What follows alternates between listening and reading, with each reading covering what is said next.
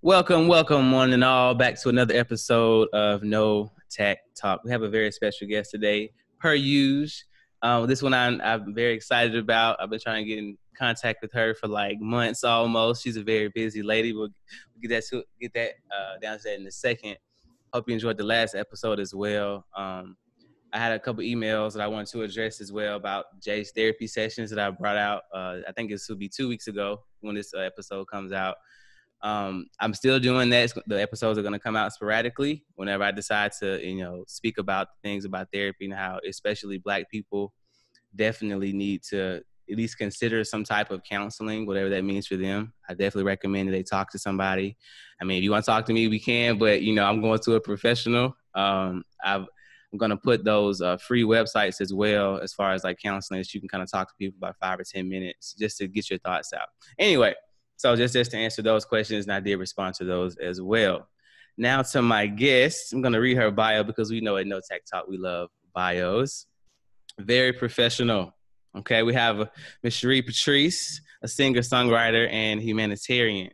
So the Dove Award recipient is a vocal chameleon, love that word, with a resume that highlights her association with musicians on multiple projects in various genres, including R&B, rock, jazz, country, and gospel. Her versatility is evident in her work with Grammy Award-winning singers and songwriters such as Barbra Streisand, Carlos Santana, gotta love him, Faith Hill, CeCe Winans, Michael W. Smith, just to name a few. Whew.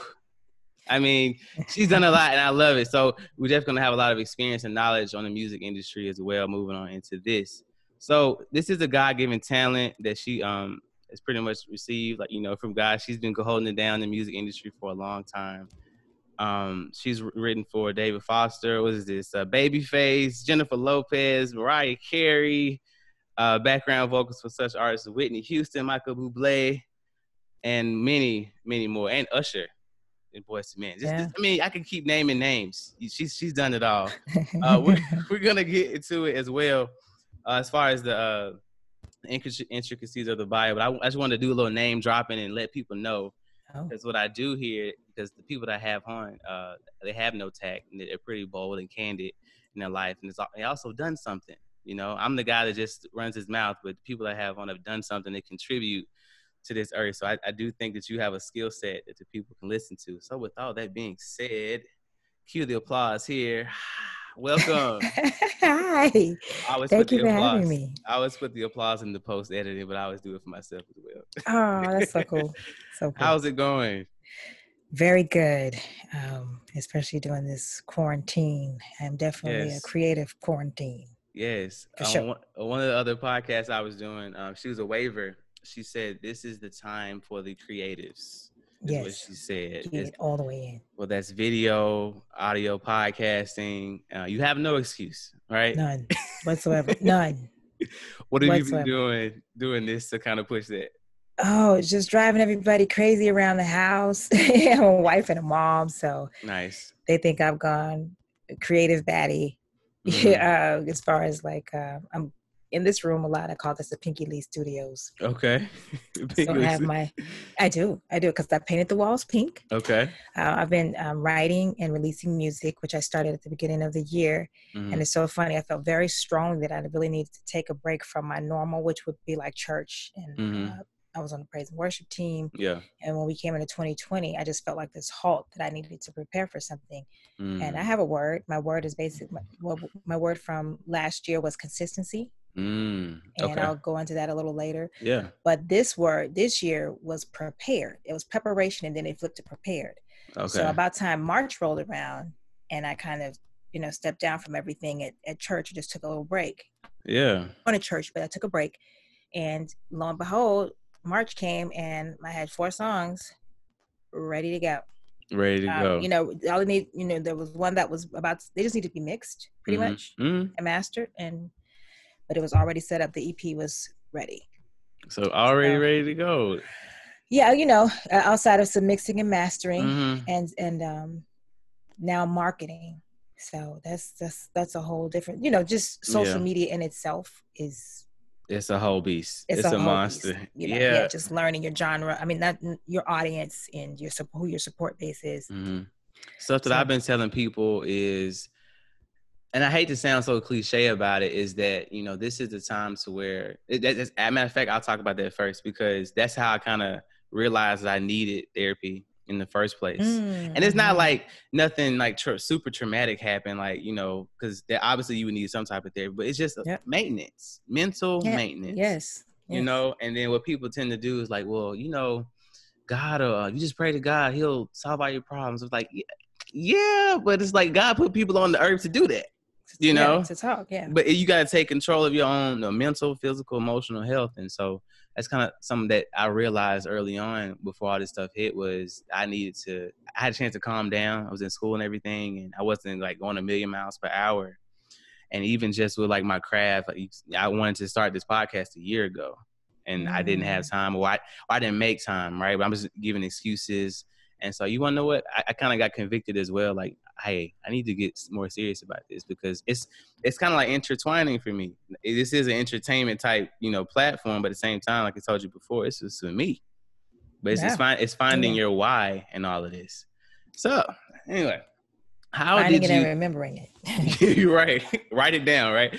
Yeah. How did you initially get started younger, like, growing up? When did the music bug kind of hit you? Oh my gosh. Realize that you could sing with an A instead of an I. Well, oh wow. That was, I think, I remember when I was 2 and I was sitting in the floor, and my mom was playing a Walter Hawkins gospel record. And I remember singing along with that. My whole family is, in music. And so we would go to church. Okay. We were in Baptist church in Chicago. So we would go to, rehearsal was like going to the music park for us. So I think about 5 or 6, I was very shy. And so there was this talent show coming up, and I was just singing my little heart out. And I didn't want anybody to know I could sing, but then I really did. Yeah. Just being in, I was in a class with, they call it making a double. I skipped a couple of grades, and I was in this gifted class with like 3 different grades. Okay. So I felt that may have been a good opportunity to just shine. Branch out. Yeah. I was too scared. So 9. Okay. I got called up to sing at a funeral. What? It was like, it was just, it was a celebration, really. You know how Baptist people kind of have a different type of service. Okay, yeah. So they had altar call, and I got up and sang, and everybody was like, "What? Oh my God!" And I was like, okay, this is different. All right, this is new. This is like a lot. It's a whole lot, because now all of a sudden I'm getting all this attention, and my friends stopped talking to me. So I was like, okay, yeah, I can't have that. Why? I just wasn't ready. I wasn't ready at that time. Okay. And so my friends were important to me. You think like 4th grade, it's a whole thing. Clicked up, grade, it's a thing. It's a thing. It's a thing. So it was a thing back then in the 70s, right? It was in the 70s, right? 70s. No, it's a thing right now. Yeah. Yeah, it never goes away. That's all you got is your friend that you see at lunch. Yeah, that's like borderline middle school almost, right? So, but they got a little happy, and they thought they were going to call me up every Sunday. And I was like, oh, no, we can't have that. No. We're not doing this every Sunday. So, yeah, the pressure was too much at the time. So, I didn't really get back into it until maybe 11 or 12. And I sang with the group. And actually, that was with Dave Hollister. We all grew up together. So we had this group that we used to go and sing a cappella. Professionally, which is probably where I'm headed, was not until I moved to California.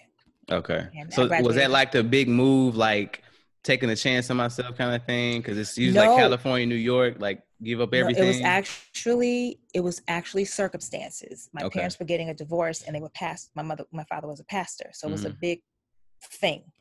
So my mother came to California to start over, and we had no choice but to go with her, because we wanted to be with mom.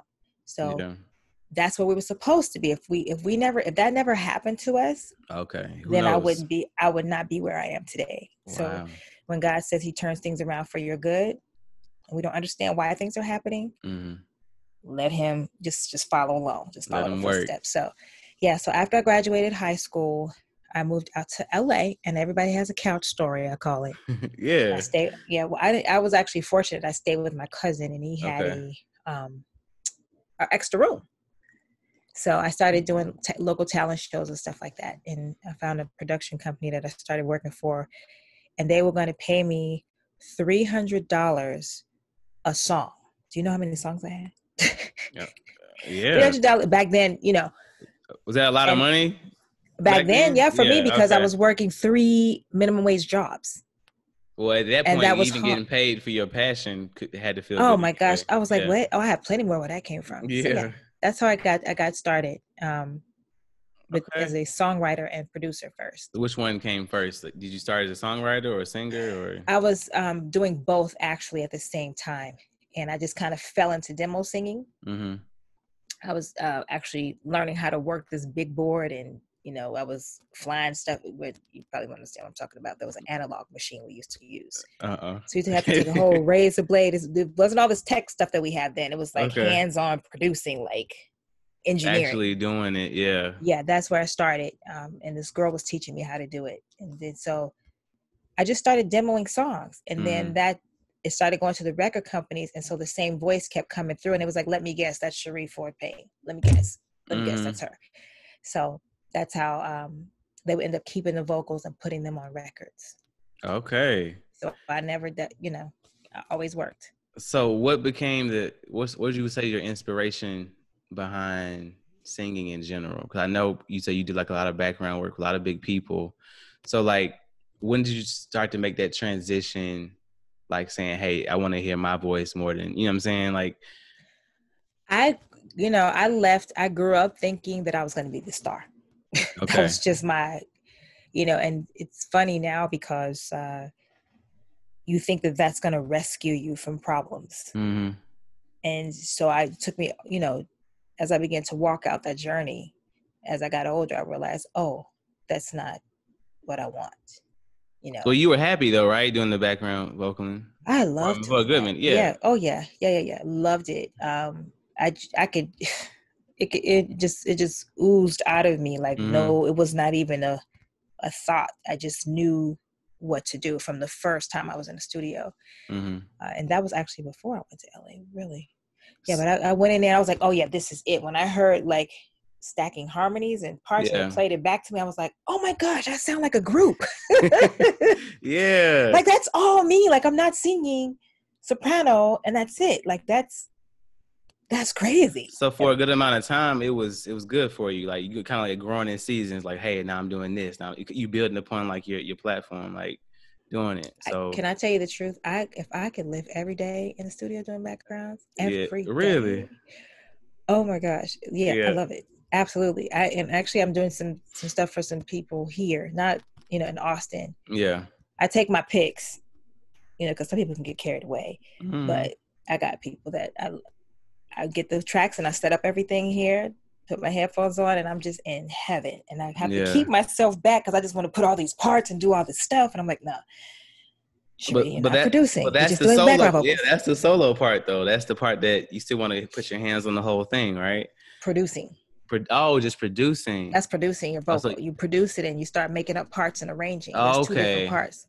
So solo is when you're the lead artist. When you're singing I'm thinking because you wanted to do your own thing, but you wanted to produce what was going on, but you had to stay within the vocalist like title.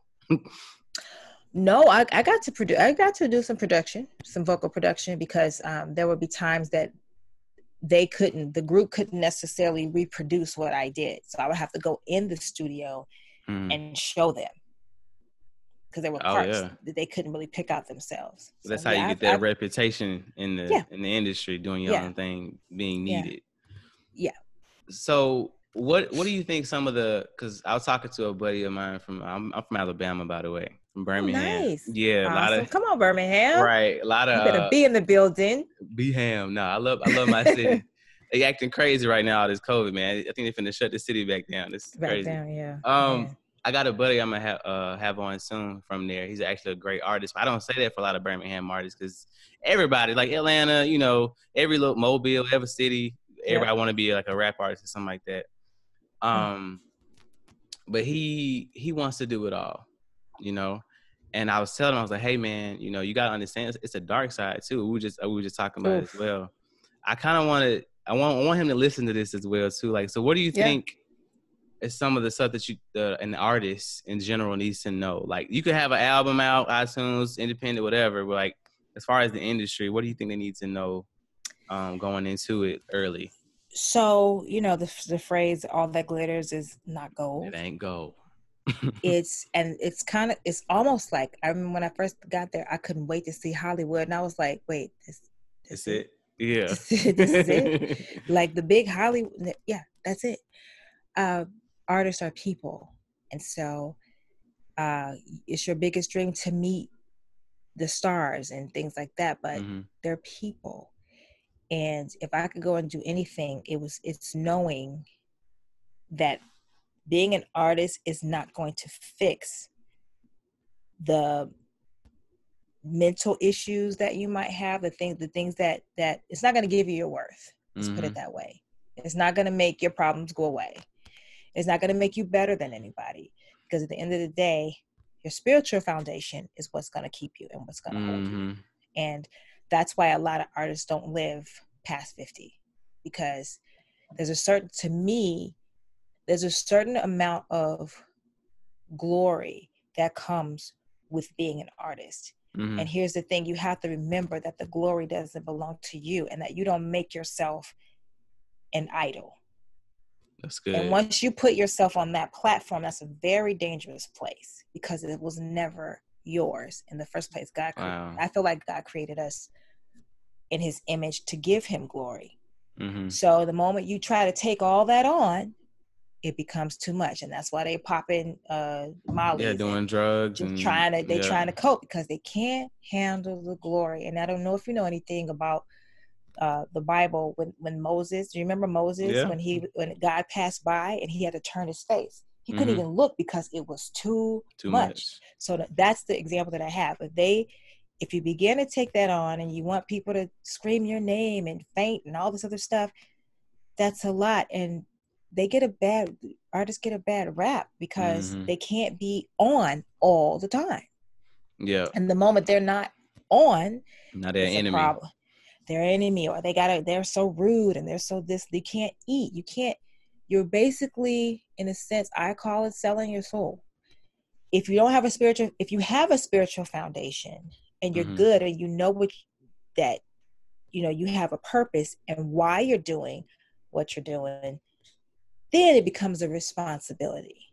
And it becomes your calling, in a sense. You'll be able to reach the masses in so many different areas, be it financially or just a word of encouragement. But if you're doing it to blow yourself up, you see the guys, the rappers, and with the watches and all that stuff, and the girls with the weaves and whatever. They got that. You got to pay all that stuff back. Yeah. And nowadays they don't even give you big deals up front with money up front. You got to pretty much do your own work first, and then they'll find you, look at your numbers, and say, okay, hey, we want to worth the money. Yeah. That's not. It's so different these days. But what you see is not what you get. What you think you're gonna get. I'm gonna say this to creatives: deal with the pain. Get you some therapy. Get to the root of your issues, whatever they may be. Whatever you're using. To light. Because most of us use music to soothe things and to make us feel better, and or not deal with our reality. It helps us cope with our reality, if that makes sense. Yeah. But you never deal with the pain. And so if you don't get that straight, then you're gonna fall hard.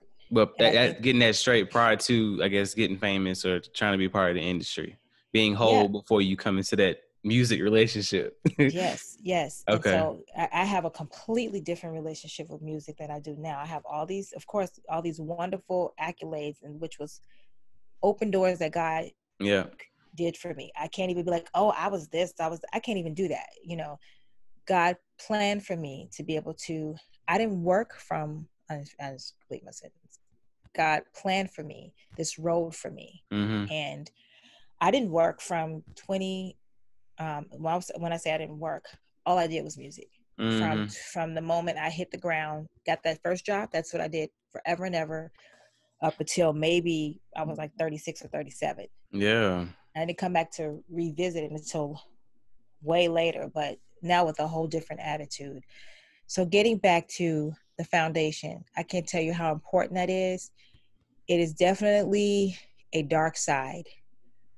You would definitely be tempted, tested, and tried. Just in your face, not even being so subtle about it. No, and I thank God, because a lot of things just completely went over my head. I'd be on tour and everybody would be like coked out, and I didn't even know. I was like talking to them and said, "Oh, come to my room and pray." I didn't even know. I couldn't even tell at that time when people were high. I couldn't even tell. Wow. And they were just plastered. So God shielded me from a lot of things, but it's just right there out in the open for people to see now. Nowadays, the generation is different, and they are very passionate. They're very bold, and there's no sugarcoating in today's music at all. They put everything, no mystery. They put it right there in your face and tell you exactly what they want and what they want you to do to it and whatever. I think I think artists, just my perspective, kind of coming up into it there. Now you have to look at it from, I guess, the person listening. You have to look at it from their standpoint, because people are getting canceled these days. Like you said, it's their image. Even you've seen The Last Dance on Michael Jordan, like the Bulls.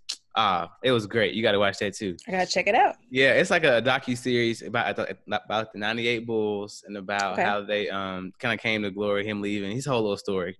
Okay. But what was big about it is him having to deal with the fandom of it all. He said, I just like playing basketball, right? I didn't know I was gonna be this icon. Like, yeah, you getting like deals and stuff, but it's being able to handle that and having, like you said, these conversations prior to, because it's too late then. Too late. You got somebody falling over you, or especially social media. You heard Cardi, right? She was like, "This sucks," when she used that word. Yeah, but she was like, I didn't know. Like, this is crazy. That's why I think people like her so much.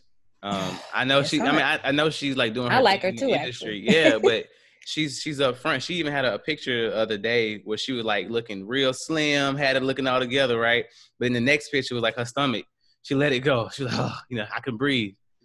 She was like, yeah, I know I got all this stuff, this fake, this, that, but she's in your face, and that's what people want now, because it's the same thing I talk about with Christianity, or like even finding God in general. Back in the day, you go to church and that was the only thing that you knew about God. So they preaching, fire, hell, brimstone. Yeah. Oh man, I'm scared, and not knowing, like, but now people you can preach the same message. Now we have the internet. Now we have like 1 million translations of the Bible. Google is your friend. Oh my goodness. They have so many like questions. Yeah. And so something I've been trying to do, because I always tell people, influence your sphere, influence your circle, even with like the social injustice. People feel like they can't do anything about what's going on. I said, well, just start with people at work. Start conversations that you're having, and you can make. I'm telling you, we're talking about generational differences here, because the conversations you're gonna have, they can go tell their children and treat them. So now your grandchildren are gonna benefit just from your conversation. Yep. You gotta look at it from like that. And so as far as the artist standpoint, I think that's a part of it. And that's what I was telling them. It's a part of it is, okay, what's your audience? And if I'm wrong, tell me. But this is just me being like a consumer, right? I think, knowing your audience is a big deal, because he was just kind of just making music that he thought this would kind of pop. I said, well, what type of guy, what type of artist you want to be? That's how you're going to be perceived. And I think that's whenever I think I was going to say too, I had to look it up. I think you were the first artist that I had on here, which is a good thing as well. Yeah. A lot of authors and entrepreneurs with that. Wait, what? Can I say something? Yeah. When you said entrepreneurship, if you asked me what I would do, or what advice would I give? No, respect your craft, get educated. Yeah. Finish your education, like seriously, because. So what major should I go if I'm trying to be an artist? Oh, well, you should, if you're going to be a musician, that's, then you could take theory and things like that. Music okay. Theory.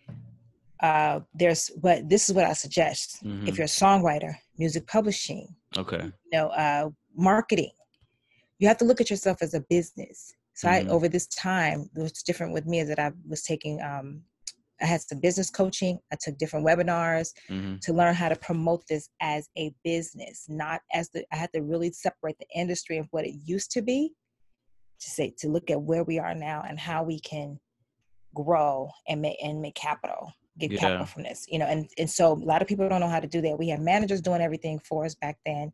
Taking all they made money from them and stuff. Yep. I suggest get you some math, honey, please. Get you, and a lot of creatives don't like math, although it's funny that math, numbers and music go together, but it depends on how your brain is wired. Learn your math because you got to add up the numbers real quick. You got to be quick. Take you some English classes because you got to make your own post. I don't know if you noticed that I'm always taking stuff down because I don't do something like that wrong. I'm like, oh gosh, what did I do? Just get used to the basics. And a lot of artists have I'm dropping out of school we check out because we have so many, I had so many creative things going on. I just could not wait to graduate, and I was just trying to just pass through, just get through so I can go be a star and get rid of the pain. That's what it is, basically. But love yourself enough to educate yourself. Knowledge truly is power. Also remember that, what your ancestors fought, all these racial issues that out now, they fought for us to go to school. They fought for our equality. So educate yourself. The women that I know, the background singers that I'm meeting now, that are killing it, that's been on my podcast, I didn't know they had degrees. They have degrees. They're music physical therapist. Had musical psychology. I had no idea. Okay. But they have the staying power. They manage their money well. They invested in property. It's very expensive to live in Los Angeles. They have homes and rental properties. They tour. They know how to manage their thing, and they have their own business. Yeah. They were doing this way before, not talking about it too much. So if they can, especially the rappers, if they could leave that lifestyle behind and learn how to get money, for real, and flip it. Yeah. Like they say, flip houses, flip your career, and really make it a business, and then make it, build a bridge for. Well, here's the thing: it can't be about you. That's your hard. Your craft has to be bigger than you. Right. And if you're doing it for you, you got to think. You got to get legacy minded. What am I leaving behind for my children's children? Which the word tells us to leave an inheritance for our children's children. So I'm pretty much playing catch up. If I could tell anybody young, learn about money. Take Dave Ramsey. He's a great resource on how to do your money. There's so many, and there are other resources as well too. But learn the basics. In our generation, in our culture, is not as prominent to have budgets and things like that. The first thing we do is go spend money and get cars. The people that have money and platinum records and all that stuff, they wear dirty Converses, jeans and t-shirts, and stringy hair. You know what I mean? Barely caring. That's what makes me so mad, because one of my favorite rappers is J. Cole, and they always saying he's looking busted. I'm like, man, he ain't worried about it. He grew his hair all out. He all woke, but the dude, almost every one of his albums go at least double platinum. And so there's a divide too with that. Since we're talking about it, there's a divide. I guess you have the mumble rap, or even R&B or rap. It's it's kind of it's two different ways you can go. Yeah. But if I had to sum it up, it would just be about patience. I was thinking about that this morning, about having patience in the craft that you're in. Because people think, okay, if I could just, touch the hem of Jesus, they want that J. Cole story. If I could just spend the night outside his door of his building every day, I can get that deal. But overnight, you get that deal, but now you don't know what to do. So now you're in front of the board executive, or whatever, and you've seen all this stuff that you don't understand in this paper. Nobody representing you. Now what now? And I think it was another artist, Meg Thee Stallion. They was talking about her maybe a couple months ago, because she was in this deal. She had to keep pushing out albums, keep doing this. She was pretty much I called it modern day slavery, on paper, because she said, I didn't realize I had to do all of this and have these images. Half the pictures she posts is just part of a contractual agreement. We're not even talking about because she wants to. And so, but in that, I think it's for me, even if I was to go into music, it would be hard for me, because I don't have that much patience at all. I'm I don't want to wait. I want to get this money. That's what people are saying, right? I'm playing devil's advocate. So if I'm telling you that I'm coming to you, I want to get this money. I want to go be successful. Da, da, da. Like, I don't care about that. Because some people have said, like, on tracks, I'm just doing this music. I know it's going to sell. I'm going to get mine. Even if I'm a one-hit wonder or something, you know, some people don't care about that. You said a key word. What? Slave. Yeah. And you probably have to do some research, but if you Google Prince, he showed up to an awards show and he had slave on his face. And I was like, what is wrong with him? Why is he doing that? So now I understand when I started to get into the industry, which I'm glad that my deal didn't go completely through. Like, it went through. I finished the album and the whole thing. Yeah. But right when it was time to go out there, and it was right around the time that Brandy and I were working on our albums at the same time. But I was Congratulations, by the way. Thank you. Thank you. Just got the plaques in. Yeah. 25 years later, right? What's up so long? I'm sorry, I ain't trying to get outside. It just wasn't a priority for me. And I have like 48 of them. I just didn't care. Like, I would work with producers, they have them all over the wall and be like, oh, okay, right. That's great. Just for some context, y'all, she just got, what's this, four times platinum for 4 different songs on Brandy's first album, I think. Yeah, she was. But I didn't write the song. No, yeah, no, I'm saying, vocalist. You was vocally. You was a part of greatness. Yes. Yeah.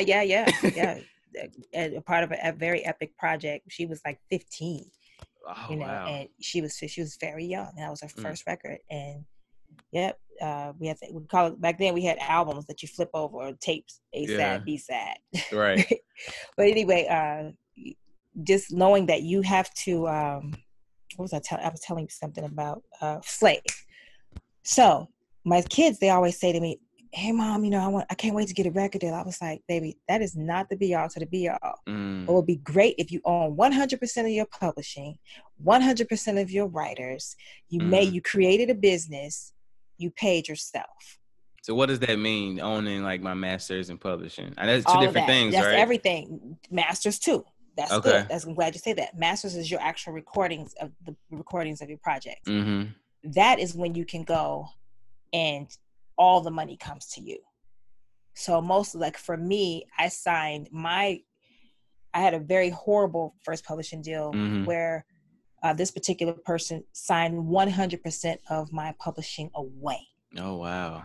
For $10,000. Yeah, that's no good. To get $10,000 in their hands. And then they would do it like a year thing where I would have to, the first year it was 100.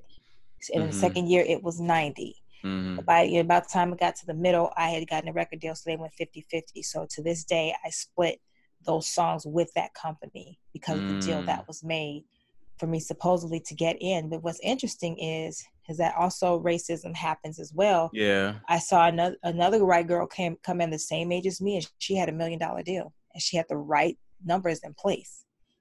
And she worked on all the Disney stuff and all that. Yeah, she was, So she had, it depends on who you have managing you. So I've been through a lot. Well, I'm really passionate about independent artists and them owning their own music, them owning their own publishing. It's so important because that's your legacy. It's a lot more work involved, I'm sure.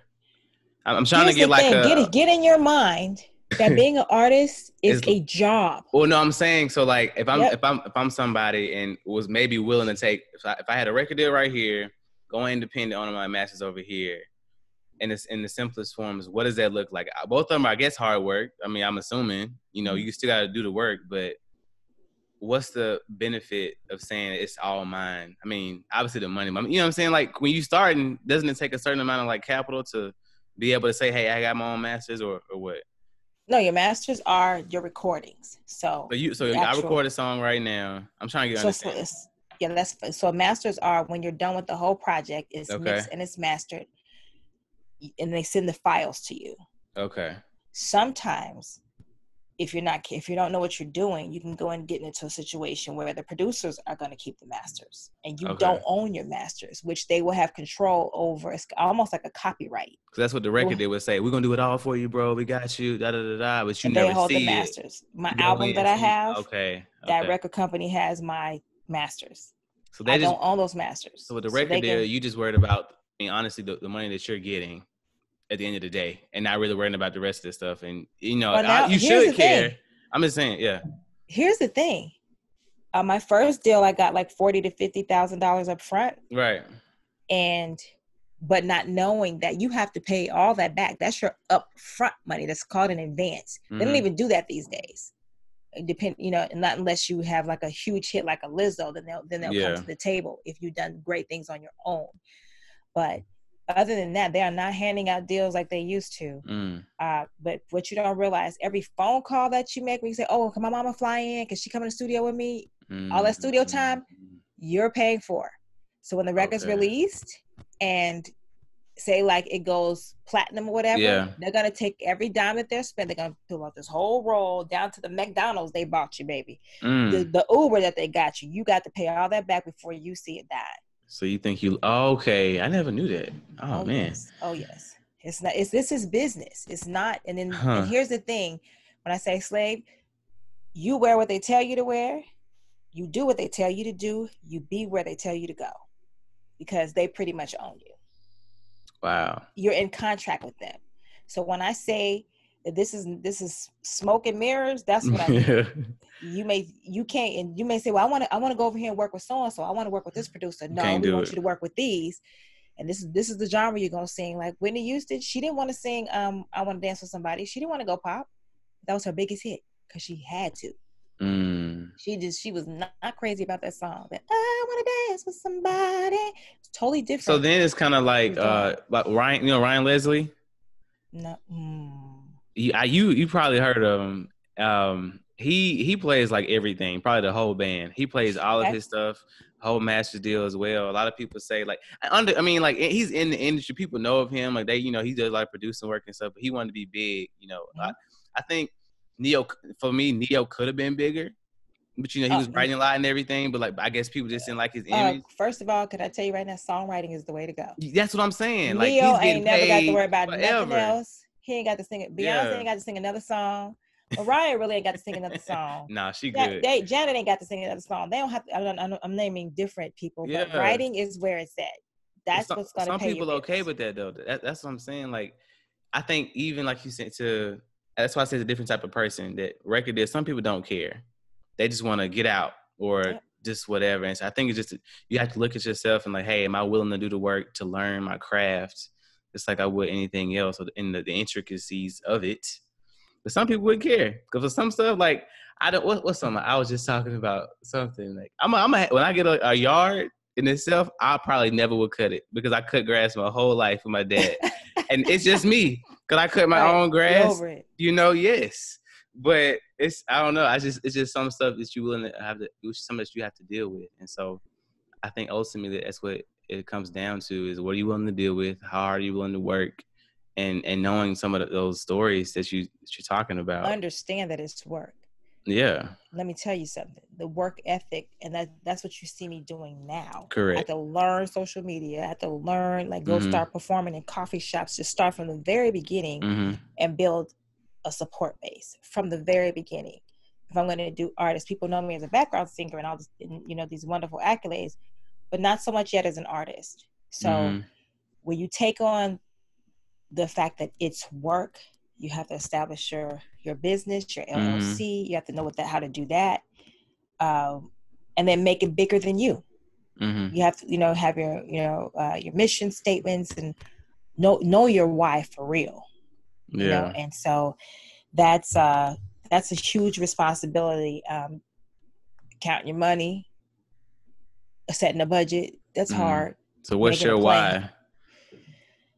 What inspires this Patrice? Okay. Well, I have, my hashtag minding my own purpose. Right. Which is funny because when it was first given to me, I didn't really realize that it wasn't for me. Okay. Cherie Patrice, the artistry, that's different. But minding my own purpose is really about encouraging other people that they can operate in what God's called them to do. Because our with music, it's pretty much been taken away from us. To make a living, it's pretty much free. You can hear it anywhere. You can go to Spotify, iTunes, Google Play. I mean, I can go on and on. Pandora. it's all over, and we're getting paid peanuts. Yeah. We cannot survive anymore. Now they're telling the artists to go get real jobs. So I'm passionate about artists becoming independent entrepreneurs and taking their craft and turning it into something that's going to work for them, where they can leave a legacy, like respecting their craft as a legacy. It's not a dream. It's not, something that when your mama tell you, you need to go get a real job. I've heard that so many times. But it is staying focused on what God's called you to do. That's what Minding My Own Purpose is. Like, get out of everybody else's stuff. Stop judging other people. Notice I didn't say don't help other people. You can do that. But make sure you're staying focused on what God's called you to do, and you're giving 100% to that in particular. And it could be being a pastor. It could be being a doctor. It could be, several things. But for me, it is sharing my gift. He didn't give it to me. And it doesn't even, at this point, it doesn't even matter if I want to do it or not. This is what I'm called to. Is what he didn't give me this voice just to sit here. He didn't give me this knowledge and this experience just to sit here. It is my duty to share. It is my duty to inspire and inform, especially the younger generation, and bridge the gaps between the millennials and the Generation X, because there is something happening where Generation X we have disconnected from the millennials. There's a huge, and then we have the Y after that. But Generation X and millennials, there's a disconnect, because what I've seen now is that Generation X, we were part of a huge significant movement, but we don't know how to connect with millennials. They're in competition with them, opposed to bridging the gap and showing them and teaching them. And then the millennials really don't want to hear it, because they're like, oh, I'm good then. That was then, this is now type feel. Right. Yeah. For real. So there needs to be a connect so we can save the generation after, especially when it comes to music. It's just good content in general, because half the stuff that's coming out, I'm like, it's trash. I don't know if I'm getting older or what, but man, but Generation X won't share. They won't say, hey, come get in the studio with me. Let me show you how to do this. Let me show you how, and then we got to listen. So that's why even with the projects that I'm working on now, I'm working with millennials and post-millennials that are just behind me. And there's an exchange and there's a mutual respect with both. And they're interested in how we used to do things, because there's elements, like I can go in and kill a session and they'll be all day in the room with somebody their age or younger that don't know what they're doing. They don't know how to build harmonies or any of those things. So we're just able to bring some knowledge to the table, especially about business and just how to treat your craft with respect. Put it on a schedule, like it's 9 to 5. Most successful people, especially even with the difference between our cultures, when I go do a session with white people that were Grammy nominated artists and black people, the session with white people would be, you show up 9 o'clock, start in 9, come in warmed up, you'll sit there, it'll be like 4 or 5 of them, and then they'll order lunch and stuff, all that, great, whatever. We sing, cut, about 12 o'clock, we're going to wrap up. We're going to pick up little Jimmy. They shut their day down, like about 2, and they go to the school to go pick up their kids, and everything is shut down at 5. I go to a session with black people, we be up all night, all day, never come out for 3 days, bumping all this music, no sunlight. It's complete immersion in your craft. Yes. There's no, you don't, and these people have families that they don't see for days. So it's just inviting normalcy into your life. And so it's funny, I had an experience when I was working with Q, and I was like, hey, let's go walk to the beach. Let's just take a break, because we were tired. And I was like, I couldn't cut right. I wouldn't cut my vocals right. I was off. And I said, let's go for a walk to the beach. That 15 minutes was amazing. And we came back and we hit it. And he's like, well, I never thought to do that. And then, he has a family now. So I was like, hey, let's shut this down. We're working after 6. He was like, oh, I never thought about that. Just said, stopping. yeah, your wife's coming home. Like, who wants to come home to this? I wouldn't. Like, stop. Yeah. So it's just inviting normalcy, come down out the clouds, and they call it La La Land for artists. But for some reason, people think that artists live, well, a lot of them try to, but we live above the law per se. We think a lot of us are accused of living beyond being an exception to the rule. Yeah, just doing whatever they want. No. You need to take responsibility for your character. I'm telling you, that spiritual foundation is going to help you. You know, as young people, you get in the word, and I know that that's not everybody's belief, but I'll just speak from my experience.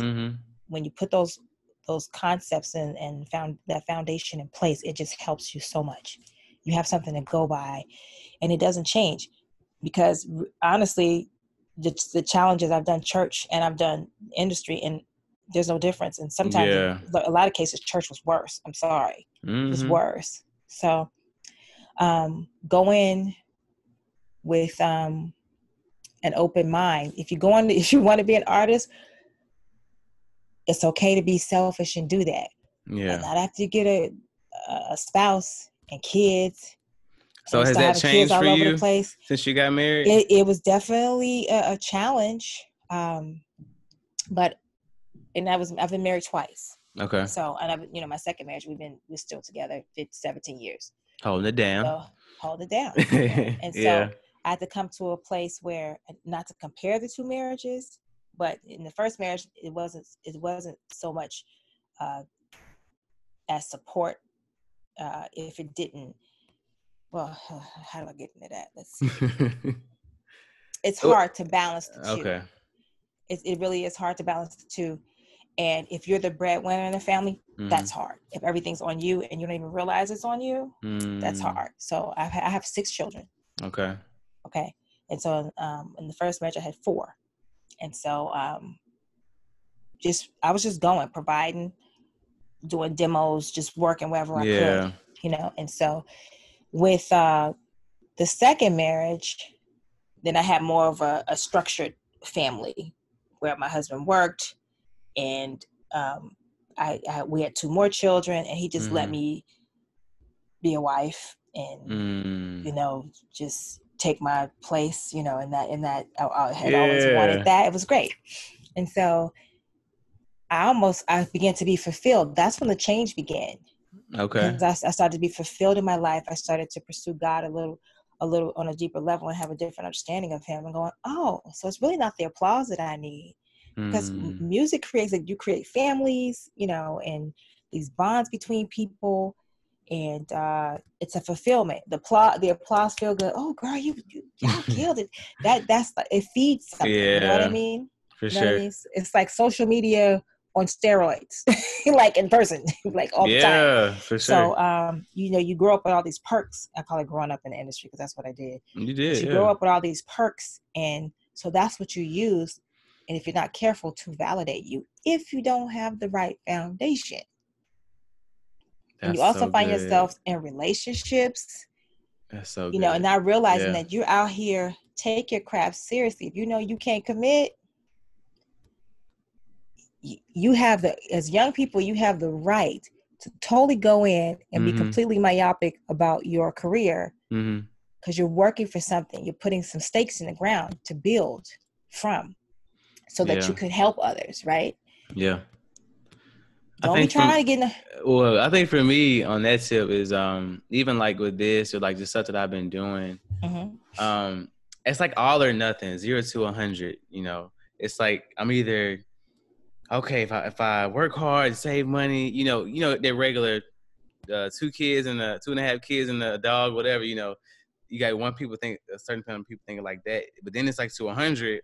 Okay, I just gotta go, like I said, go to California, live on a couch, whatever. Yeah. And so, like, I think it's just like you said, having that foundation kind of makes it a little bit more clear. Even just recently this year, my marriage, it's good. It's been good, no problems. We chill, you argue and stuff. But as I'm learning and I'm growing deeper, because I think, of course, you get saved, Jesus died for my sins, you're going to heaven, boom. In the simplest terms, right? But God invites you to a point to go deeper. And so in my marriage, I'm like, man, it's like my best friend, but it never like hit me. It never like hit me till like legit just recently, like, wow, like this is what it's all about. And it's all, like you said, about being fulfilled, going to sleep at night, and they all have to kind of intertwine with each other. So I think this conversation is so important. We're impatient. That's a big thing. And even for like the podcast, like that's what I was telling you before, like I know I might get a little off the cuff. I'm gonna go ahead and make 5 episodes right now, just so I'll be good, give myself no excuse. And I think it's obviously it's different times, but you know, we talk positivity, we talk all this good stuff. You know, we're good at talking good stuff. Podcasters talk good at putting positive vibrations, you know, out with like, what are you doing when the mic is off? You know, what are you doing, you know, behind the scenes? And that's where having patience, having that integrity is so important, because I talk to my inner circle. I'm like, hey, we got to hold each other accountable. And that's just with anything.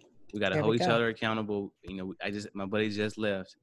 I said, hey, man, it takes these conversations just to remind, you know, iron and sharpen iron and stuff like that. And then multiplying that, I'm sure in the music industry, by having those people, you know, you got the guys having my day ones, keeping me grounded. Yeah, that's the thing. They don't have them. A lot of them, they're just around. They want to be in the limelight. They want to stick with, oh, I know so-and-so. I know, you know, they want to name drop. They want to be in the, you know, in the groupie. They give you the drugs. They give you, you know, the bad foods to eat and staying up to whatever, you know, and you know, all the stuff that happens. But if you don't keep yourself, the same principles apply wherever you go. It doesn't matter. So if you start having sex all over the place and all that stuff, you're gonna get into trouble. There's an exchange that happens. There's a spiritual exchange, and now you can't focus on your craft. And now a lot of women are pregnant and married when they didn't want to be, and they don't have a career now because they didn't stay focused and value their temple. And you know, I'm telling you, I've lived it and I've watched it. I've watched, you know, prominent artists just don't even have a career anymore because they didn't. If you follow the principles that God sets for you, not to say you're not going to have trouble, but you won't have those types of troubles. You won't get off course of purpose. You'll have to take a different route that pretty much God already knew you were going to take anyway. But so it's many being okay with it, though, right? That's like, it's just having a peace about it. Yeah.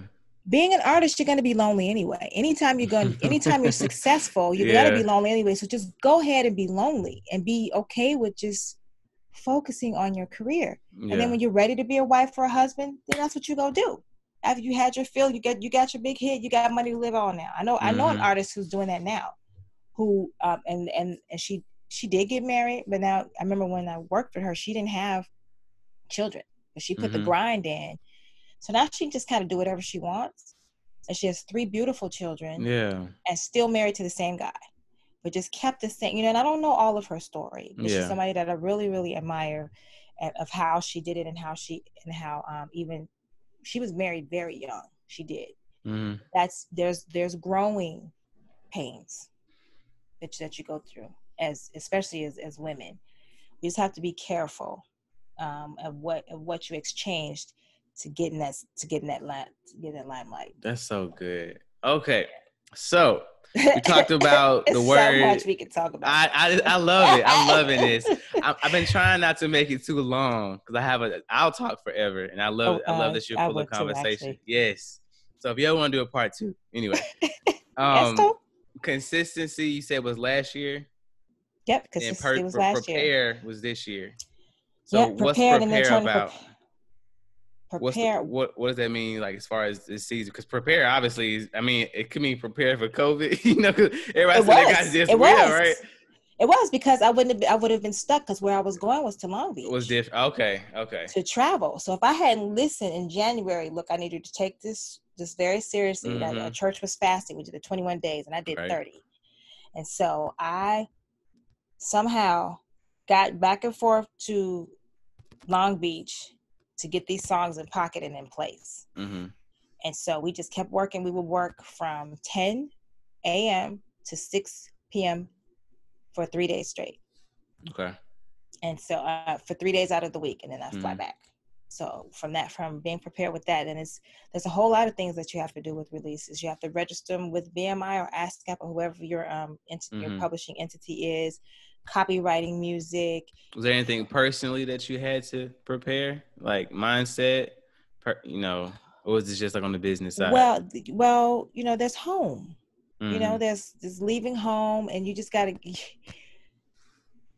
I've put in a lot of years to my family. Yeah. And I just finally and I'm turning 50. I turned 50 this year, so I was celebrating 50 years old, and then 30. Like don't crack, baby. Let's go. It don't crack. Well, it don't crack if you get that foundation together. That's all I'm saying. Okay. It's all God. I'm telling you right now. Get it. I got some 50-year-old friends that don't look. Yeah. They don't have Jesus. That's all I'm saying. So I'm very blessed. I can't do what you do. Well, I had to make up in my mind. You got to do what you got to do. Mm-hmm. And when you believe in you, then everybody else falls in the line. Mm-hmm. I remember one time my husband told me, I never, I've sacrificed for this family. Mm-hmm. You do the woman thing where you know how we do. Right. Babe, and I'm always, and I just want my me time, and I want a life too, and I have a girl. And he was like, I never stopped you from doing it. I never said you couldn't. Mm-hmm. I never said it. I was like, oh, yeah, okay. I can't do this. Yeah, right. So I just decided to just own it. And then that's when I was like, oh. And I went over my resume. I was like, oh, I started counting plaques, and I started researching how many of those went, of the songs that I sang on, how many went platinum and how many whatever. And I was like, oh my gosh, I have 48 plaques. Mm-hmm. Well, let me start calling in for them. I just started just being, and I started performing. So consistency, I'm going to go back a little bit. Okay. Consistency, I had a huge innate fear of performing. What? Behind somebody all day. No. Behind somebody all day, I am just like, Really? Oh, yeah, I'm in it. Okay. But when it came to taking that front and entertaining folks, I was like, oh, okay. Because I always felt that there was an expectation to match the name on the record. Okay. And so, the reputation of the person on the record. For sure. So I just felt the pressure. I was like, oh, this is not easy at all. Mm-hmm. So I had to make myself show up and perform. So I started performing first it was once a month, then I moved to twice a month. I started at a coffee shop, and I went from there. I did it consistently for a year, and I posted consistently every year. When I first got into social media, which was maybe like 2017, and had to rebrand myself from Cherie Ford Payne to Cherie Patrice to stand in this newness. Yeah. That took a lot of work. Just posting and I learned how to put videos together. All the stuff that you see. Yeah. Going in. Yeah. That's me doing. I didn't know how to do any of that stuff. I didn't even like the computer when it first came out. I didn't even know what it was. Mm-hmm. But, over the years, my husband taught me how to, work Logic in the studio, so I started recording and all that stuff. So that's what I spent the whole year doing and consistently, and didn't miss one show. Yeah. Even when my car broke down, I got to that show and made it, and I performed the whole year. Yeah. So now I'm prepared to learn who my audience is, which I did find from performing. Okay. I landed singing, and I'm new in Austin. So I kind of reached out to a few people. Yeah. And it's a very close-knit community. Mm-hmm. And that they may not be too willing to let you in if you're the new girl. Right. It's just like, yeah, okay, great. But I had to start somewhere. And where I found my niche was actually at Third World Theater. Okay, yeah. And great spot. I miss neo soul. We don't have that grown folks music anymore. It's funny because people say they want that, but when you give it to them, it's like, I know a lot of good artists that are putting out like real good, like good R&B, neo soul, like that, like you said, that old feel, but they're not getting. I guess maybe they're having high expectations for themselves, but they feel like they should have got for it. But like they're putting out good music and good content, but they're saying the public isn't.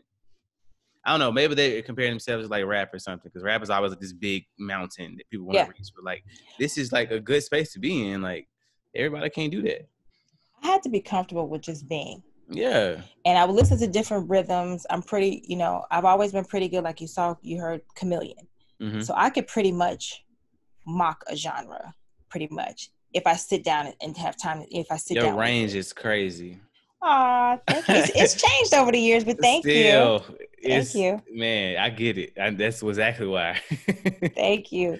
Well, I ended up, this producer once told me, actually Keith Crouch, who is Randy's from the first record, he's hired for all this stuff. So we started working together not too long ago. Mm-hmm. And he was like, just do what you do. I said, well, now they do it like, he said, no, do what you do. Like, don't worry about what's hot today and because these beats, they just the same thing. They keep moving around and recite nothing new under the sun. They keep coming back. Just do what you feel. So that's where I was comfortable. My genre was in the, on and on and on and on. Just that little kickback. I just want to lay back and just the vibe. Groove, Right. So my folks was 40, 30. And people who were showing up, they would come and they pay for a nice dinner, have a glass of wine, sit back and chill. They get dressed up. That's my thing. Mm-hmm. And they come in and then we good for an hour. They go over to your table. They spend money on top of their dinner. They buy your merch and they go home. And I said, that's the audience I want. Yeah. Y'all can have other stuff. That's y'all thing. That's But this is where I want to be, right here. Because when I want somewhere grown and sexy to go, and I want to go on a date with my husband, I want to dress up and I want to go see something. I want to go chill. Yeah. I don't want to be jumping all over the place. So you got to know your audience. So that's who my music was catering to. Now, however, as it goes along, I can't help but hearing things. So that's how you get to be good. Mm-hmm. I don't know if you got to hear the single Deep Type. Deep Type is way different from Be Good. Yeah. So Be Good is from my ears kind of moving around a little bit, from the different generations and things like that. So it's kind of like all encompassing. A mixture. Yeah. So, but I'm in the grown and sexy era, and I'm there's a billion of us. Even if I'm from the 90s, 2000s. Not that I'm trying to date myself or anything. That's cool. But I know what kind of music I want to hear, and there's a billion of us on Earth. Yes, it is. There's room for everybody. So I'm just creating my own little lane here, and you either take it or you leave it. And it's funny because I still end up with all ages anyway. It don't matter, which that's a blessing. But I know who they are, and we don't have any Anita Bakers or Patti LaBelle's in the people. That's who we grew up on. Our generation hasn't given back, I feel. Okay. Hasn't given back. We're too busy trying to be like the next generation or outdo them. That's true, because they just need to chill. I was talking about Teddy Riley the other day and his whole little thing. It's like, bro, chill. Like, chill, man. I was taping, watching it live, and people were cracking up. I had like I had to take it down. Oh, really? Like, what are you doing? What are you leaving the room for? What are you doing all that for? It's like, it was hilarious, but it was so great. See how chill Babyface was? Yes. He was not won trying both times. Then he was turn around, pick up the guitar, and play his song. Play Teddy's song for him. Then he had like some wine, just chilling in his own little vibe. Yeah. That's exactly what I'm talking about. Just go be grown, because how they gonna learn if you're not gonna hit the high notes and give them an old school run? If you listen to Be Good, there's an old school run. And Q was like, I said, I got to go. No, it's coming up in Minding My Own Purpose. Okay. And I went, hey. Mm-hmm. And I was like, oh, I got to do that again. That's too old school. He was like, nope, don't touch it. Keep it. You just keep it. Just let it be what it is. You've mentioned, no, I'm not going to skip over that. You've mentioned Minding My Own Purpose, the vodcast, video podcast. I want to make sure we got that in there as well. Oh, sure. What's the inspiration behind that? I know you're trying to give back. It's like your baby, it seems like. Right? It just fell in my lap. And that's how God moves with me. Okay. Even when the background singing, all that stuff. That's not what I planned to do. Mm-hmm. And I'm sitting up here releasing a single, and then here comes Minding My Own Purpose. And I was like, oh. I know I've had the hashtag for a while, but I thought here's what it derived from. When I released Deep Type, I reached out to all my fellow artists when I was celebrating 50 years old, Yeah. 30 years in the industry. I reached out to fellow artists that I work with, that I've worked for, toured with for years, to say, hey, because I was going to have this party before COVID happened. And the event planners was like, hey, we should reach out to your people and have them, we want to get video footage and all that stuff. So, you know, and just do this thing. I was like, okay, that's cool. That's what we were going to do for you, but it would be easier because you know them if you could ask them to just send you a video. So that's why I was posting different videos. But my experience with some of them were they didn't want to do it. They didn't want to, well, hey, can you put, you know, when you get back with the people that are helping you market, well, do you think they could put your single on their page? They didn't want to do it. Wow. They felt funny about it. They felt some type of way about it. And not only that, they didn't want to buy it. And that's just straight up. That's tack. What you call it? Tack talk? No tag. No tag. Yeah, that's it. Like straight up. Like they didn't want to do it. And I'm just going to put it out there. They didn't want to. And you know when somebody don't want to do something. And I'm like, wow. So I like served you for years. Like supported you for years. And they don't want to share their page. They don't want to share they don't want to. That's wild. It's horrible. So I had some people come through, which was great, but the people that I expected that were going to do it, they didn't want to. So I was like, okay. So I'll put you over here. Well, not even that. I'm like, I was like, okay, well, I'll just leave it. You know, I'm not okay. But I thought about you like, yeah, say it. No, it's all you. No. Absolutely not. I began to feel for the background singers. Okay. And I know background singers that they're artists, and they need a platform. So I said, it's funny because we've almost worked more than an artist. We've also more experience. We're underexposed. Now, there was the movies 20 Feet from Stardom. Okay. You have to watch that. I'm writing it down. I don't know if it's on Netflix, but they cover most of the background singers from the 60s and the 70s and maybe the 80s. Writing it down right now. Yeah, you got to watch it. 90s, they didn't have a lot of representation, and they picked a few of us. And they actually picked one of my friends. Her name is Stevie. Okay. So she was the representative, and I was so glad to see her because I was like, "There's nobody representing us." Like, because we were like millennials, and we started the millennium and the 90s, which was a huge movement. So I thought maybe I'd have a platform for background singers to come in, and I feature them. Yeah. And so when we started doing research on them, it was like, whoo, wow, I didn't know they had degrees. I didn't know this. They sang for this, they do for this. So the guests that I've had on, that's basically people that I've had relationship with. And I have so many pictures. And I started pulling. And I was like, oh, wow, well, let's call this person. Because we toured with her then. So I have my footage. And then my husband would do some research. My friend Ophi would do some research. And we'd come up with this whole thing. And so people just started lining up. I'd be like, I reach out to different background singers and I'm like, hey, I'd love to do that.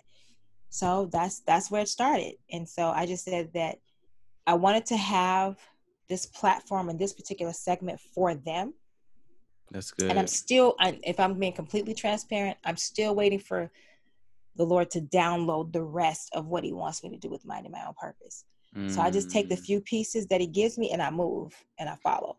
That's what I'm doing for the podcast. Yeah. Because if I don't feel it, so like it's two feelings from the Lord. Yep. I pray about this, right? Yep. I pray over my baby. This is my baby. Yeah. Yep. I pray over the scripture that we talk about at the end. Yep. And then that's why another reason why I do the phone call too before. If I don't feel it. You feel it? Nope. I'm for real. Like, and some people like, cause obviously you want people to be excited, but like if I pray about, say, hey Lord, even before the conversation, let it be a good conversation. Let me get something, because what I don't want, I want to keep putting good content. I want to put good content that I want out there, but for two, I'm passionate about. But for two, more importantly, I wanted to reach other people as well. And so, like, it's not like you said, it's not just about me. If anything, it's about the people that's listening, and that's supporting you and paying attention. And even the people that have supported, I never thought I would get any money from this. so soon. And I got people, one dude from like, I think Panama City gave me like $2 or something. But so cool. I don't even know, you know what I'm saying? It's crazy, but he was just like, man, yeah, you know, what you said was really good. And the podcasts, I didn't think they were like, you know, those are the ones. So here's the other thing. It was during the pandemic. Oh, yeah. And we literally, this was before they were talking about having unemployment for us. There was no outlet for us. Everything was shut down. We could not perform or anything. So I was like, well, let me put them on the show. And they could take a cash app. And then I had my website. So I was even like, hey, put your song on my website. Mm-hmm. And because some of them didn't have it, put your song up there. And if they like you, you can sing a little bit, they can go to my website and they can download your song and you can have it all. You can, I mean, I didn't, you know, I don't know if it was going to be big or not, but don't matter. I just wanted to put them on. You have to sow into other people, you know, and you have to give also what you want to receive. There is a sowing and reaping. That's another principle. Yes. You know what I mean? So we can talk all day. I love it. all day, man. You know, it's a principle. Yes. You know, so I had to exercise it and literally take a detour from my single that I had released. And it kind of scared me a little bit because it was just minding my own purpose. And then I went to Q's page and I saw this song and I was like, he was playing the song. I was like, give me that. My own purpose. And that's what I heard. Yeah. And he gave it to me. So now we're done with the whole song, which we're going to release later. It's fabulous. But coming back to it, I'm like, what is this turning into? And then somebody was like, you should do a podcast. And I was like, podcast? What? And then I think that's when we were talking. I was like, well, and then Marcel was like, you know, you should do a podcast. And I was like, wait, Marcel has all these great ideas. So, I know. And I'm going like this, wait. I'm trying if I ever blow up, he's my manager, I promise. No, but he's going to tell you, no, I'm doing this over here. This is what I do. Because Marcel knows what he wants to do. Correct. And it ain't that. It ain't none of that you be talking about. I tried already. It ain't going to work. I was like, well, what do you get paid to do? He goes, no, you can pay somebody else to do that. I don't do that. This is what I do. Yes. So I was like, okay. So, but he has great ideas. For sure. He was like, well, what is a podcast? He was like, well, you could talk. So he was like, you know, just get some people together. Mm-hmm. So I came back to him. I said, hey, you know, what if we do background singers? He was like, that is amazing. That would be so dope. Mm-hmm. But he said what he said. He was like, okay, go do the work. I'm not doing it. Right. You don't do it. It's like, I don't do that. I'm gonna lead you to the water. I'm just the idea man. I ain't here for all that. I got the baby over here, my wife. This is what we doing over here. I'm not doing none of that you doing. That sounds just like you. So and he was like, and then he was like, you know, Cherie, he gave me some really good advice. He was like, Cherie, we know who Cherie Patrice is. Like, we know all of your accolades. That's great. We want to know who Cherie Brown is. We want to know, like I want people to know the woman I know at church. Right. Like the woman that I be laughing and talking with and all that stuff. We be talking on the phone, nephew and all that stuff. Correct. That's what I want people to know. And I was like, okay. He was like, well, like, what do you do around the house? He was like, well, post that. And I was like, huh?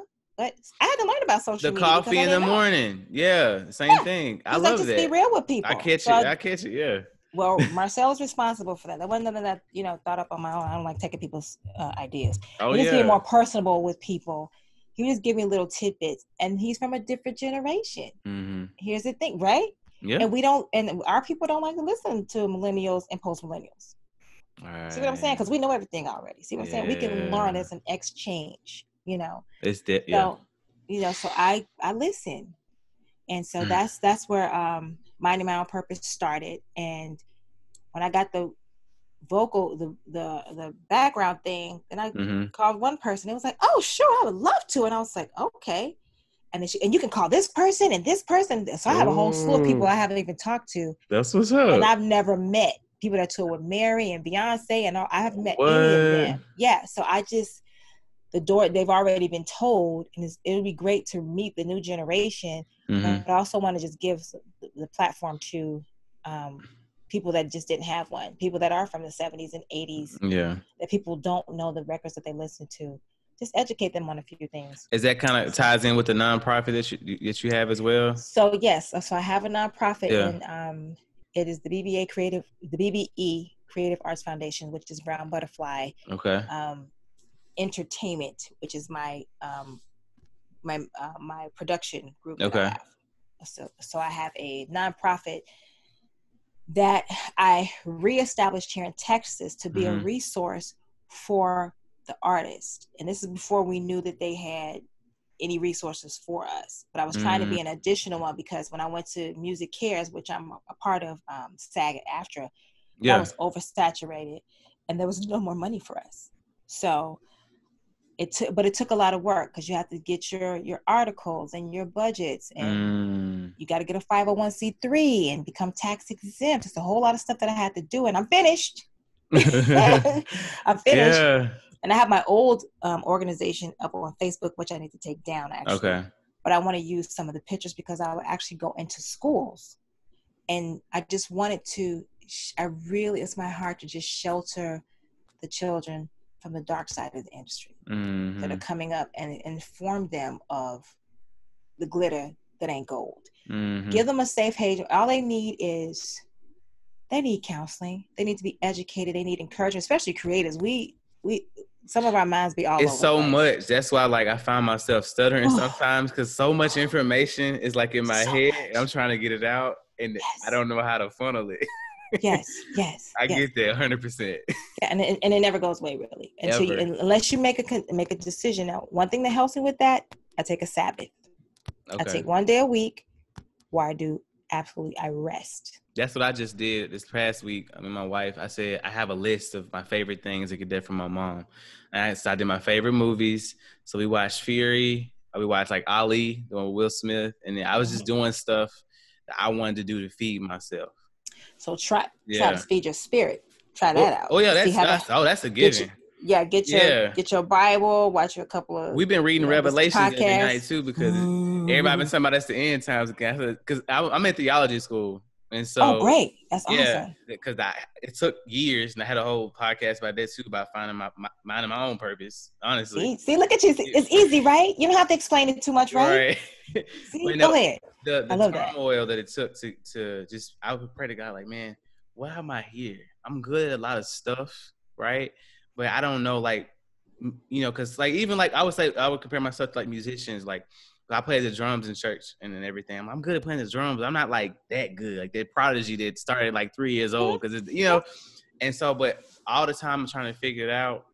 All the crazy nights, all my jobs and things that I've been doing, people will call me to MC different events. People would call me just be like the face, because I never forget, I was in communications class, and she said that 80% of people are afraid of public speaking. The other 20% are lying. It said other 20% are lying, But I was like, I'm not scared. Like, it was always some like apprehension about it, but like I was ready to do that. But I never thought that was like my purpose or talent. And so now I'm like in this area where God was just like, just get to know me. That's why I got in theology school, so I could finish out my degree. He said, I gave you like the charisma and like the whatever, right? He says, you got to know me. He said, before I put you out there, And so like, oh my goodness. And so I was eating on that. So just recently, probably about 2 weeks ago, that was about 2 years, the same word, legit.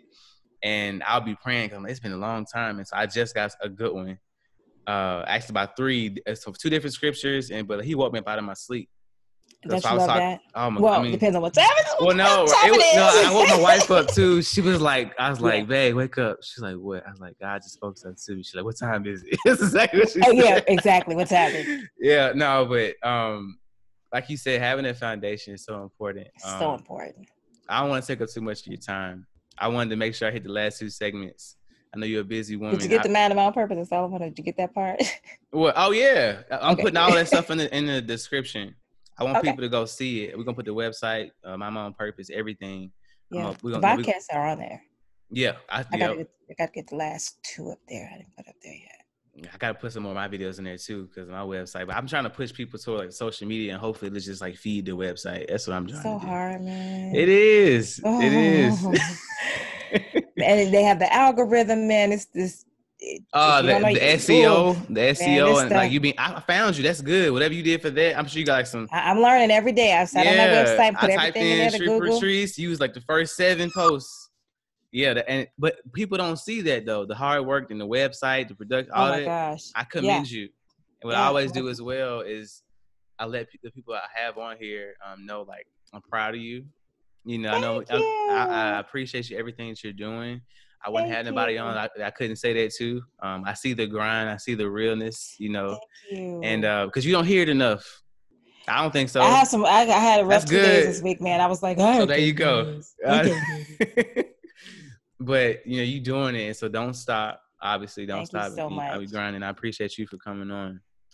Last 2 segments. One real easy is a superpower question. Okay. So if you could have any superpower, what would it be, and how would you make money using it? Oh wow. So give you time to think. Mine is always super speed, and I would be a sports phenomenon. I will probably be in the Olympics every 4 years and run track. I love the Flash, and I'll let you know about that here in a second of the why I do this segment. So, what would be yours? Oh wow, I'm an overthinker. But the first thing that came to mind, you said superpower, would be discernment, which is already one of my spiritual gifts. Okay. But to the 10th power would be great. Okay. You can just see it instantly anywhere. You just know. Yeah. Not necessarily to have to know good and evil all the time, but just exercising my discernment, which is actually connected to wisdom. So once you have the wisdom, then you can make money, you can run fast, you can do a whole bunch of things because it's kind of like a solid answer. No, so my superpower would be, obedience would be great. Listening and following would be great. You're so deep. I love it. Right? I'm super, man. I'm telling you, I just got to be, and I love it. I'm an overthinker. I go in, I'd be like, okay. And it always, you ask me one thing and it goes like this in the 5 different parts, I promise. So, okay, I can still work with that. So I'll use So for myself, I say I like super speed because I'm slow. I'm strong, but I can't run fast. I'm in the Army. I always want to run fast, be the person in front of the pack. That ain't me. So I got to work hard to do it. Ever since I was younger, I was always slow. I'm flat-footed, Okay. I had to work at it. With that, so the fact that you went deep. So let's just say you're dating somebody. And you say, I'll use a very simple example. You ask them, they say, I want to be invisible. So you probably know they might have like a little self-esteem issues. Small example, right? Okay. So you kind of flip it. With that, like you were just saying, I wish I could just be obedient because your mind goes so many places. Yeah, because you have the wisdom and they're giving you the answer. You can see the answer, but you're not necessarily going to do it. But you're everywhere. That's similar for me as well. I'm everywhere all the time, and so me trying to funnel it. Every boss, supervisor, guardian, whatever I've ever had is giving me that same speech. It's just my lifelong battle. But that's good. But you kind of want to have a place to where you can just know and not have to go through all the rigmarole of it. So that's good. So breaking down that question is actually way deeper than what people think. So that's why I got all my favorite superheroes on my arm. Oh, that's so cool. Yeah. Jesus on that too. So anyway, last segment and we'll be out. So we do a scripture here in No Tech Talk. Okay. This scripture is tailored just for you. No one has gotten the scripture before, and no one will ever get the scripture in the future of No Tech Talk. When I run out of them, we'll cross that bridge when we get there. Okay. But it's coming from Exodus 14:14. And it said, the Lord will fight for you, and you have only to be silent. That was good. And see how it worked, right? See how it worked? I love that scripture. What version is that? I want to say it's ESV. I have to check. I can check. Like King James. No. King James. I do ESV. That's what they teach me in theology school because it's like the best of both worlds. Not Good News Translation. Right. Not, so I'll explain it and then I'll give you a minute to kind of say what you want to say on that and then we'll be out of here. Okay. Okay. For me, the Lord he's kind of like our fierce protector and we need to know that. And so it's kind of like in the Army, I was thinking about, it's kind of like just to stay low because you don't want to get shot. Right. And so in that, like, obviously the Lord will fight for you, but the being silent part is a big part for me. And it's listening, it's taking those times, like you said, feeding your spirit and doing the stuff that it takes to be strong in that silence because we want to do. There's nothing wrong with wanting to do. Yeah. We want to do, we want to act, we want to be proactive. But sometimes, not all the times, it's way more important to just be still, listen, take a step back. Because especially for me, I was always got to speak first. I had to learn, hey, let's just listen first. let's just, get the lay of the land. When you walk in the room, let's just pay attention before I just start to speak. And so, and that's just on a carnal, I guess, sense.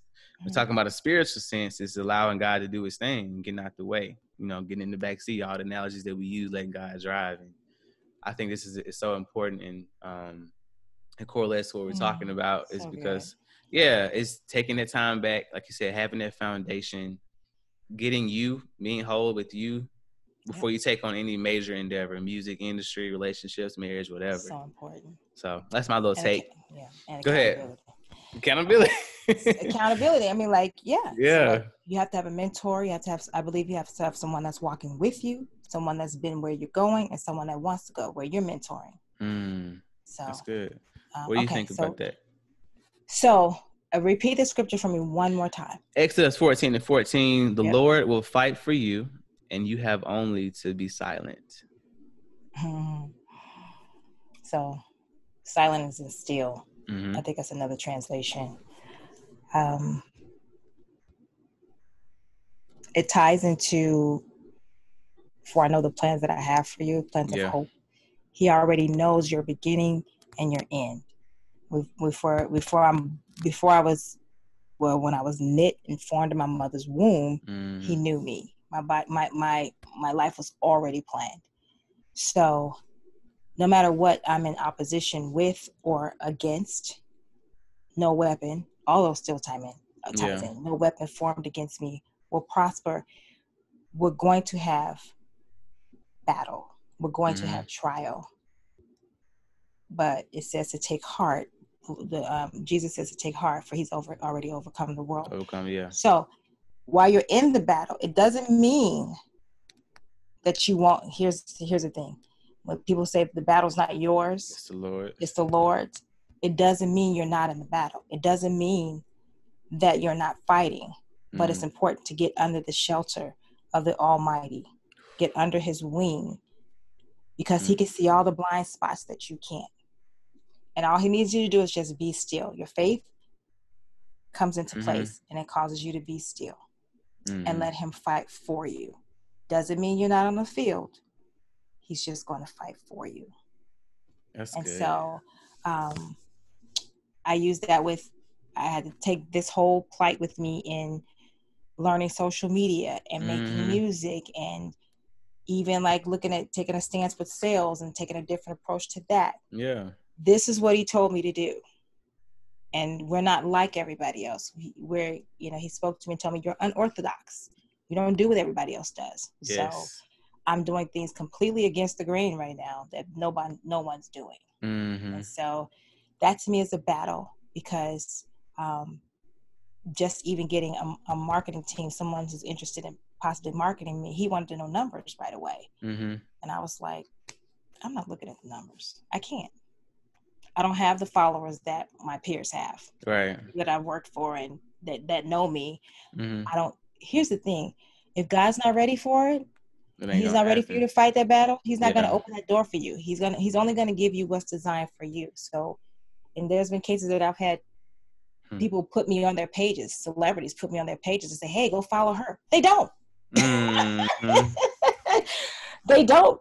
But they'll get a response. They'll get thousands of people responding to the post, to the single out, but then they're coming over my page. They're giving them all the likes because he's not ready. So it's just getting still in the battle.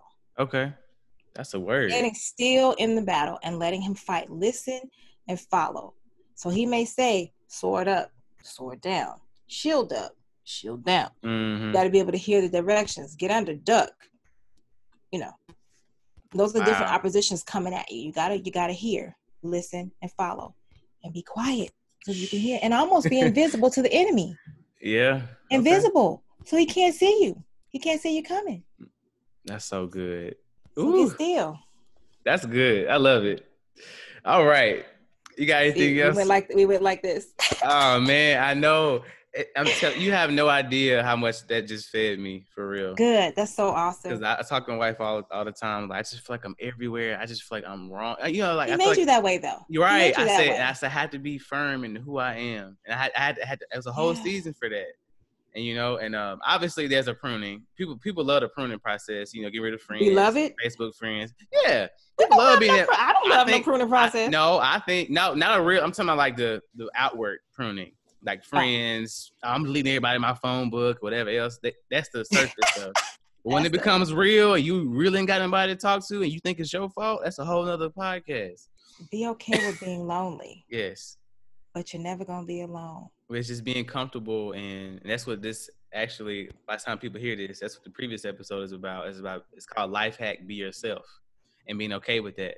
Be okay. And that's the whole. It sounds so easy, but anyway. Whew, we can do this again. I know. We can. We really can. Did I answer any questions? I mean, we was like kind of moving it around. Like it's fine. That's perfectly fine. I hope that somebody's blessed and they were fed and they heard what they needed to hear. Yes. But I have so much. Yes. I'm so full. Mm-hmm. Just years, and I'm just ready to just share. And I appreciate that. I'm excited. Thank you for glad. sharing. So we're gonna push it out whenever it come out and everything. I appreciate y'all. We're gonna blast everything. I know we can go. Is it SheriePatrice.com? SheriePatrice.com. Yes, and that's the hub. Yeah, we were talking about YouTube. I got to get that YouTube up. No, Mm-hmm. I'm gonna leave it to God. I'm gonna get in the battle, but you got to say what you want now. You can put your requests and desires out there. You see what I'm saying? Yes. So yeah, if y'all can follow me on all the social media platforms, that would be great. And you can also sign up to the website and become a member. So that's a new hub that's happening with Wix, where they can actually have their own pages and all that. Oh wow! And it becomes a community. So eventually, the goal is to move actually off of social media. Yeah, I wish I could just do everything from the website, but that's the way of the times. But get started. Yep. Yeah, I've been putting it out there. So whenever, like you said, whenever it does pop, they're gonna have a place. That's about being prepared, though, right? Having a place where it can go. And being okay with being ahead of your time, because that's my whole life. Mm. And people say, you can't do that. You can't do that. And I'm like, but you. And then 5 years later, there it is. So listen, follow, do it. Dropping bombs. I love it. That's good. I might drop some bombs in the post editing. This has been another episode of No Tact Talk. This is always a reminder to live life with a little no tact in your life, and just like my guest today, to remember to mind your own purpose. On purpose. Because you're so brilliant. Because I always say live life on purpose, but I flipped it to mind your own purpose. I like that. That's good. Okay. Anything else you want to say before we out? No, thank you. I was just saying you are very brilliant, and God has a huge platform for you, a huge calling and purpose for you to use this platform to help others. Yes, I appreciate it. Thank you so much. So you are definitely on your way. Thank you. All right. Peace. Awesome. Thanks for having me, Jay. No problem. All right. Bye.